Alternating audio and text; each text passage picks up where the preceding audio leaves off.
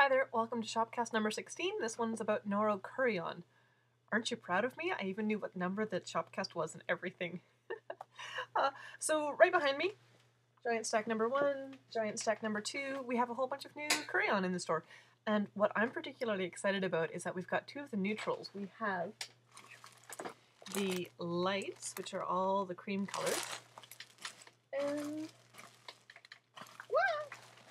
falling stacks of Noro, we have the darks. Can you see that through the plastic? There we go. That's all the kind of the browns and darker taupes and creams, and getting into some of the grays too. So if you've ever wanted to make one of those Noro scarves with the double 2 rows of one color and 2 rows of the next, but you're not a particularly bright person, these ones are awesome. They're also good if you want to use 2 specific colors of Noro Kureyon for your stripes and you don't want to mess around with trying to get them to blend or not fade into other colors, is that you can use one of these neutrals for the alternating stripe, and it's awesome. And lots of other things. Basics. Noro Kureyon is 100 meters per 50 gram ball, $9.95. It is just 100% wool. Definitely not machine washable. This stuff will felt. If you're trying to felt, it's awesome. And in our $5 book sale shelf, we have a ton of different Noro books. So now may be the time, if you've always thought about making yourself something very bright and vibrant, or in the neutral, something at least with some tonal stuff going on, this could be it. Also in our sale bin right now, we have $5 grab bags. This basket is full of koigu, and they don't have the labels, but we happen to know that they're koigu. They also may not be 100% full skeins, because the reason why they're being sold off as grab bags is because we've used them a little bit for projects. But if you've ever needed a bunch of colors of semi-solid koigu, here's your chance. And in the other one, also for $5, we have things like, there's some Lima in there, and it looks like some of the alpaca melange from Blue Sky. That looks delicious. That's Harrisville Tweed. This is kind of fun playing Name That Yarn. Some of the giant bulky chunky stuff. And they're all $5 each. They're going fast. Francesca will be making up a few more baskets in the next day or so. But come on in quickly if you're interested in getting your hands on those. Other things I was going to show you. Some pros and cons of life as a designer. This is my latest design. I'm not going to try it on because it's not my size. When you see the newest Knit Scene magazine, you'll see a lovely, traditionally sized model wearing this sweater, and it is a hood. It has a lace hood on it. The kind of interesting thing about this lace hood is that in the front it can cross over and button, and when it's actually on people it drapes a little bit more. Or you can unbutton it and it hangs free if you want to be all edgy and stuff.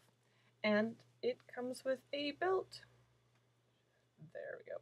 And this will all be coming up in the Knit Scene Winter Spring 2011 issue. It's starting to hit stores now. The preview's online if you want to go take a peek.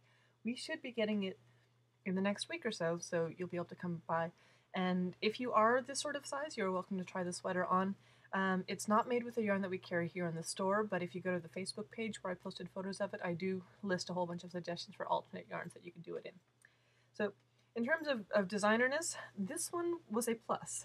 Along with the sweater itself going into Knit Scene, I was also able to negotiate writing an article for them about how to customize sleeve fit. So this kind of got me double the amount of work I would normally get out of one garment, and it was awesome and fabulous, and I really enjoyed it, and hopefully I get to write more. Now I'll show you the cons of being a knitwear designer. And this is some yarn that we have. This is the Pear Tree Worsted. This is a color that we don't currently carry, but we may be getting some in. And I had an idea for a hat, and I thought I would cast on and do some ribbing and make it short rows. Awesome. And then I thought, well, I've been playing with this other stitch pattern. Yeah, and the reason why they're in 2 pieces is because I decided that it looked really bad. So I have cut and separated, and actually, here, I'll do it while live on Shopcast with you. I'm going to rip the top part out because I hate it. It is a nice stitch pattern. I've done it with one of my other designs called the Breezy Beret. I am reworking that pattern to use a whole bunch of weights, but at least this yarn at this weight with this needle size, I just don't like it at all. So here we go, hat, frogging. So in terms of New Year's challenges, if there's something that you've been working on and you really, really, really despise how it's turning out, I challenge you to take it down and reuse that yarn. When you do pull, dropping it on the ground, when you pull something out, your yarn's going to look like that.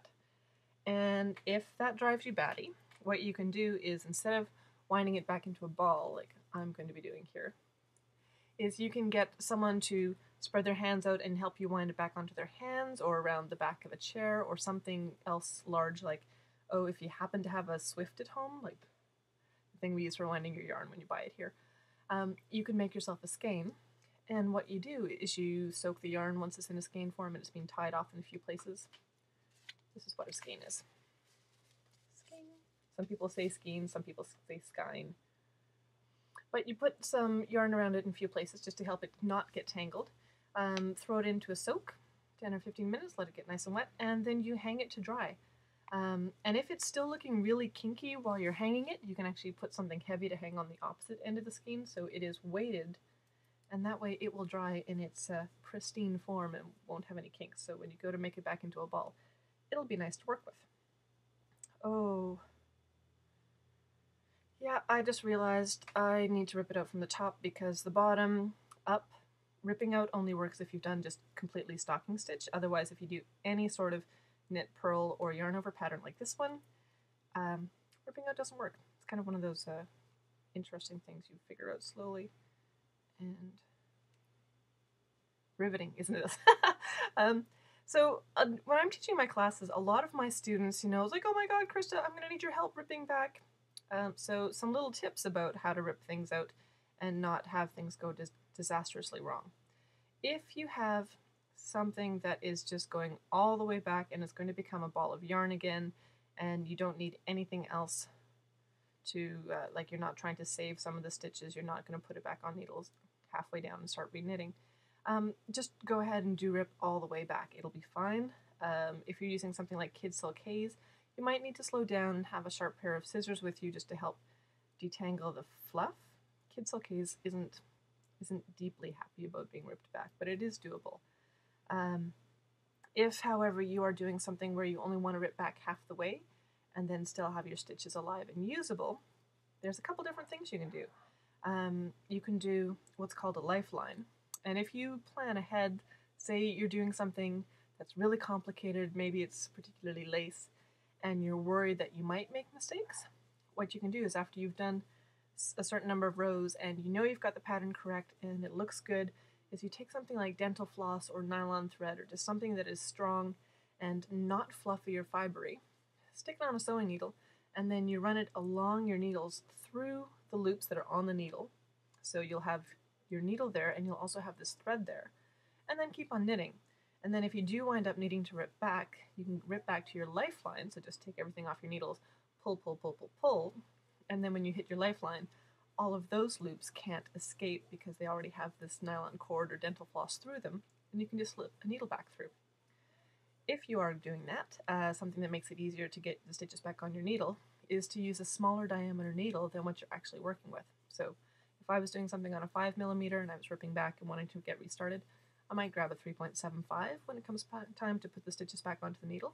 And then as soon as I've slid my needle through, I'll go and have my 5mm in my right hand and keep knitting from there. Other things to know about picking up stitches. If you are good at telling whether a stitch is on backwards or frontwards as you go along, you don't need to slow down and correct that as you're picking the stitches up. So if I had this many stitches that were loose and live, and I was going to run a needle through it, I would just pick up those stitches any way I possibly could. I wouldn't always try to get from front to the back or from the back to the front, depending on which direction you're moving.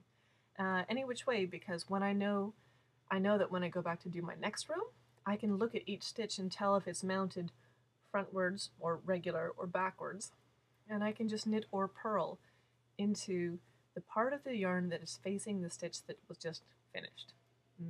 Sort of makes sense?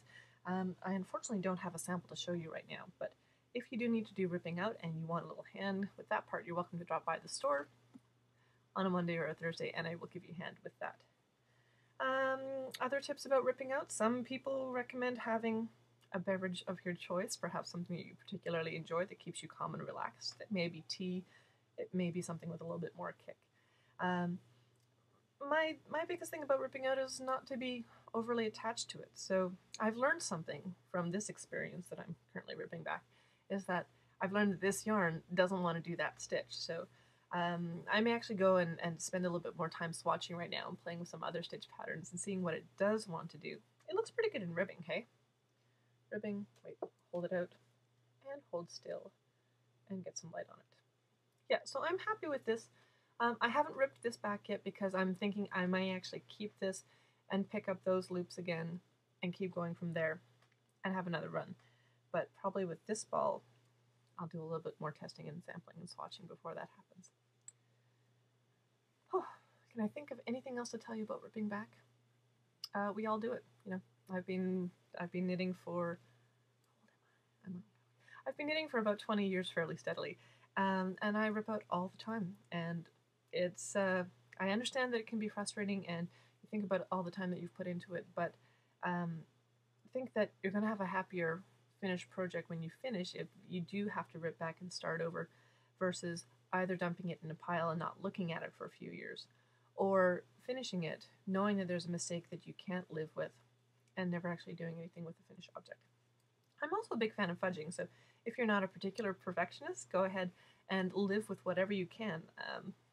For instance, my black lace or charcoal gray lace sweater that I'm knitting out of the alpaca has mistakes in it, and once I'm finished, if you like, you can come in and I'll show them to you.